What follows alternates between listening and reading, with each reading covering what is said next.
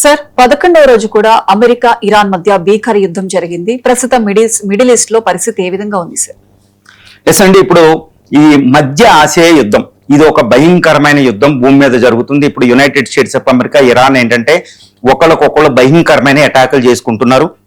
గత 11 రోజులుగా భయంకరమైన దాడులు. ఈ 11వ రోజు అంటే గత 48 గంటల్లో భయంకరమైన దాడులు జరిగినాయి. ఈ 48 గంటల దాడుల్లో అమెరికాది కాస్త పైచేయి. ఎందుకంటే యునైటెడ్ స్టేట్స్ ఆఫ్ అమెరికా ఏంటంటే తన series F-16, F-15E, F-35, F-22 రాప్టర్లు అనే బాంబర్తో, హెల్ ఫైర్ మిసైల్స్ తో, తన JASSM లాంటి మిసైల్ తో భయంకరమైన దాడులు ఇరాన్ మీద చేయడం జరిగింది. ముఖ్యంగా అక్కడ న్యూక్లియర్ సైట్స్ మీద, బుషేహార్ లాంటి సైట్స్ మీద, తర్వాత ముఖ్యంగా పోర్ట్ ఫెసిలిటీస్, బందర్ అబ్బాస్ ఇలాంటి పోర్ట్ల మీద అటాకులు చేయడం మనం చూస్తున్నాం. తర్వాత ఈ యొక్క సివిల్ ఇన్ఫ్రాస్ట్రక్చర్, అమెరికా అధ్యక్షుడు భవిష్యత్తులో సివిల్ ఇన్ఫ్రాస్ట్రక్చర్ అని చెప్తున్నాడు, కానీ యుఎస్ ఏంటంటే ఆల్రెడీ ఇరాన్ లో ఉన్న సివిల్ ఇన్ఫ్రాస్ట్రక్చర్ మీద భయంకరమైన దాడులు చేస్తుంది. ఎంతటి దాడులు అంటే ఇప్పుడు ఇరాన్ లో ఉన్న పోర్ట్ ఫెసిలిటీస్, రోడ్లు, బ్రిడ్జిలు, విద్యుత్ సౌకర్యాలు, ప్రభుత్వ కార్యాలయాలు ఇలాంటి మీద అటాక్ జరుగుతుంది అనమాట. ముఖ్యంగా ఇరాన్ లో బ్లాకేడ్, విద్యుత్తు లేమి పరిస్థితి ఒకటి వచ్చేసింది అనమాట. అంటే ఏంటి, యుఎస్ అతి భయంకరమైన దాడికి ఇరాన్ మీద పాల్పడుతుంది. అంటే ఇరాన్ నాశనం చేసేద్దాం కసితోటి అటాక్ జరుగుతుంది అనమాట ఇరాన్ లో. IRGC కూడా దానికి ప్రతిస్పందనగానే భయంకరమైన దాడులు చేస్తుంది. కానీ ఇప్పుడు ఇరాన్ మీద జరిగే దాడులు, అమెరికా చేస్తున్న దాడులు మనం చూసినట్టయితే ఇరాన్ ఏ విధంగానైనా పనిష్ చేయాలనే ఒక లక్ష్యం పెట్టుకున్నారు. అక్కడ నేతలను కూడా టార్గెట్ చేస్తున్నారు. కానీ ఇరాన్ లో IRGC కమాండోస్, ఇరాన్ ఈ సుప్రీం లీడర్లు, ఇరాన్ అధ్యక్షుడు అబ్బాస్ అరాక్సీ ఇలాంటి వాళ్ళు ఏంటంటే చాలా జాగ్రత్తగా ప్రాణాలను రక్షించుకుంటున్నారు. ఈ 11 రోజులు అంటే లాస్ట్ ఇయర్ 12 రోజుల యుద్ధం, తర్వాత అంతకు ముందు జరిగిన 42 రోజుల యుద్ధంతో పోలిస్తే ఇప్పుడు 11 రోజులుగా జరుగుతున్న యుద్ధంలో నేతలు చనిపోవడం లేదు ఇరాన్. అంటే ఇరాన్ చాలా వ్యూహాత్మకంగా చర్యలు తీసుకుందని మనం చెప్పొచ్చు. కానీ అమెరికా ఇన్ని దాడులు చేసినా ఈవెన్ 11వ రోజు కూడా ఇరాన్ లో ఉన్న ఈ యొక్క అండర్ గ్రౌండ్ న్యూక్లియర్ రియాక్టర్ని, అండర్ గ్రౌండ్ మిసైలు, తర్వాత డ్రోన్ ఫ్యాక్టరీలని, స్టోరేజ్ని, లాంచింగ్ ప్యాడ్స్ మాత్రం ఏమీ చేయలేకపోతుంది. ఎందుకంటే అంత ఈ జాగ్రోస్, ఎల్బర్జ్ మౌంటైన్స్ కింద అవి సురక్షితంగా ఉన్నాయని తెలుస్తుంది. అమెరికా ఈ యొక్క భూతల దాడులు చేయడానికి ధైర్యం చేయడం లేదు. మరి అది చేస్తుందా లేదనేది ఎవ్వరికీ తెలియదు ఇప్పటి వరకైతే. మరి ఇరాన్ ప్రతిస్పందన ఎలా ఉందంటే, ఇరాన్ ఏంటంటే ఒక భయంకరమైన, ఇది మా సివిలియన్ ఇన్ఫ్రాస్ట్రక్చర్ మీద మీరు అటాక్ చేస్తున్నారు కాబట్టి మేము కూడా ఒకప్పుడు అనుకున్న బెదిరింపులు అనుకుంటూ ఈ బహ్రెయిన్ లో అమెజాన్ డేటా సెంటర్, అంటే అమెరికా యొక్క అసెట్స్ మీద అటాక్ చేస్తుంది. డేటా సెంటర్ మీద అటాక్ చేయడం జరిగిపోయింది అనమాట. అంటే ఈ యొక్క డీసెలనైజేషన్ ప్లాంట్స్ అంటారు, ఉప్పు నీటిని మంచినీటిగా మార్చడం అనేది అక్కడ నీళ్ళు అనమాట. అతిపెద్ద ఇంపార్టెంట్ ఆర్టికల్ అది. దాని మీద అటాక్ చేస్తుంది ఇరాన్. గల్ఫ్ ప్రాంతంలో అమెరికన్ ఎయిర్ బేస్లు, తర్వాత అమెరికా ఎయిర్ బేస్లని అటాక్, ముఖ్యంగా చెప్పాలంటే జోర్డాన్ లో ఇంకా భయంకరమైన అటాక్ చేసినట్టు తెలుస్తుంది. తర్వాత అమెరికా ఎయిర్ బేస్లు ఇటు బహ్రెయిన్, ఖతారు, సౌదీ అరేబియా, ఇటు ఒమన్ నుంచి అటాక్ మొదలు పెట్టేసింది అనమాట.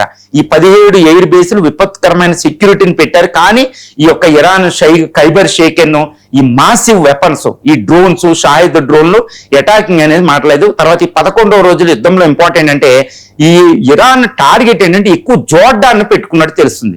ఎక్కువ ఇజ్రాయెల్కి ఈస్ట్ వైపు, అంటే ఇజ్రాయెల్ బోర్డర్ లో ఉన్న జోర్డాన్ ఎక్కువ టార్గెట్ చేస్తుంది ఇరాన్. ఎందుకంటే ఫ్యూచర్ లో అమెరికా, ఇజ్రాయెల్ కలిసి చేసే దాడి ఇరాన్ ఎయిర్ బేస్లు 2 ఉంటాయంటే ఎయిర్ బేస్ల ద్వారా జరగాలని ప్లాన్ చేస్తున్నారని తెలిసి వెంటనే ఇరాన్ ఆ ఎయిర్ బేస్లను సర్వనాశనం చేస్తుంది అనమాట. అక్కడ ఉన్న F-15Eని, తర్వాత B-8 పోసిడాన్ అనే యుద్ధ విమానాన్ని, C-17 హెర్క్యులస్, C-130 హెర్క్యులస్ అంటే పెద్ద పెద్ద యుద్ధ విమానాలను అక్కడ నాశనం చేస్తుంది. ఈ జోర్డాన్ కి ఎక్కువ టార్గెట్ చేస్తుంది ఇజ్రాయెల్ కంటే. అది ఈ 11వ రోజు యుద్ధంలో ఒక అతిపెద్ద పరిణామం అనమాట.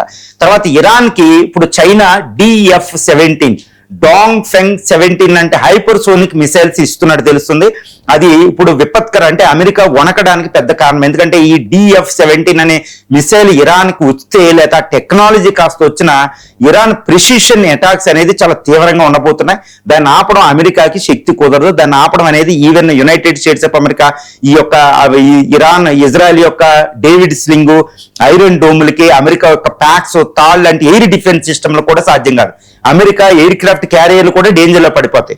మరి చైనా DF-17 ఇరాన్ వాడటం ప్రారంభించిందంటే మాత్రం చాలా డేంజర్ ఉంటాయి. ఈ DF-17 ఈ జోర్డాన్ మీదకు వాడింది అనే ఒక పెద్ద వార్త కూడా వస్తుంది. అని అమెరికా ఇంకా కన్ఫర్మ్ చేయలేదు. బట్ ఇది నిజమైతే మాత్రం ఈ యుద్ధంలో చాలా తీవ్రమైన పరిణామాలు అమెరికాకు ఉంటాయి అనేది మనకు అర్థమవుతుంది. ఇదంతా 11వ రోజు 48 గంటల్లో ఇదంతా యుద్ధం అయితే, మరో పక్కన శాంతి చర్చలు. ఈ శాంతి చర్చలు పునఃప్రారంభమయ్యాయి అనేది మనకు తెలుస్తుంది. ముఖ్యంగా ఒక 10 రోజుల పాటు సీజ్ ఫైర్ ప్రకటించడం అనే ఒక డిమాండ్ అక్కడ వస్తుందన్నమాట. ఇప్పుడు పాకిస్తాన్కి ఇరాన్ అఫీషియల్స్ పాకిస్తాన్ ఇస్లామాబాద్ లో ఇటు అసిం మున్నీర్, షహబాజ్ షరీఫ్ ని మీట్ అయినట్టు మనకు తెలుస్తుంది, internal affairs minister of the Iran. So ఈ విధంగా శాంతి చర్చలు జరుగుతున్నాయి. ఇటు టర్కీ, ఈజిప్ట్ కూడా ఈ శాంతి చర్చలు ఎట్టి పరిస్థితుల్లో అమెరికా ఇరాన్ మధ్యన శాంతి యుద్ధం ఆగాలి, సీజ్ ఫైర్ అవ్వాలి, మళ్ళీ డిస్కషన్ టేబుల్ కి వెళ్ళాలని జరుగుతుంది. ఇది ఒక రే ఆఫ్ హోప్.